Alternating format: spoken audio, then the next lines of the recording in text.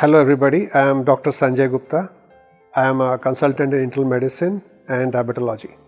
For the last 20 years I have been consulting and I am based out of Bangalore and BN Hospital as well as Prima Diagnostic Center are the places I visit. I also do consulting on video conferencing because of the current COVID situation, and I feel that it is a very good asset where we can actually help patient community at large across the country and across the world.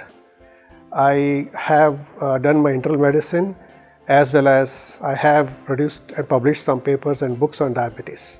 So this is a presentation about your skin problems, and you must have seen many advertisements.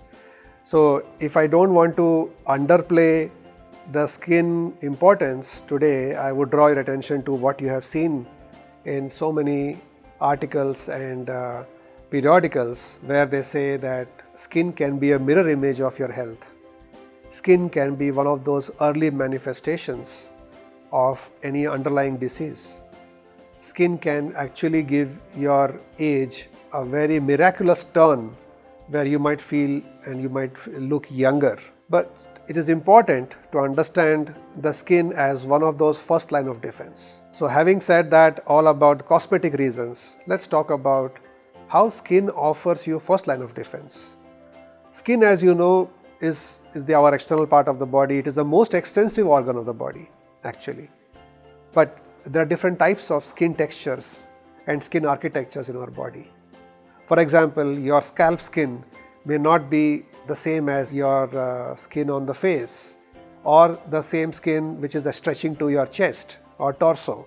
The skin in your legs may be a little different than skin on your hands. So there are different ways and there are different methods in which you can also assess your skin health and skin conditions. But let's talk about the common ones which you can do it yourself. Let's talk about how hydrated is your skin. So a very important part which we always look at do's and don'ts, and it's a very important part of your general well-being, is how much water do you drink? How much do you feel that your skin is well hydrated? Remember, I'm not talking about the perspiration. So perspiration, when you sweat a lot, you lose a lot of water from your body. Sweating is actually one of those major volumes of loss of fluid from the body which we generally ignore with the weather conditions changing, or whether you are doing some physical labor or exercise, or you are not doing at all, but still you continue to lose some water from the skin.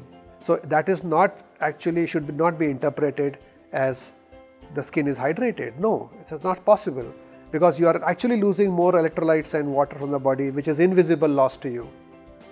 So coming back to the point is, it is very important to keep your hydration level, because that immediately reflects on your skin. There are different conditions which can lead to skin dryness, and I'm not today talking about your other problems like diabetes or hypothyroidism, which can lead to dryness of skin and hence give you more susceptible for infections. But let's talk about the general things what you can do at home, and when it's needed you need to go to your doctor and evaluate your skin.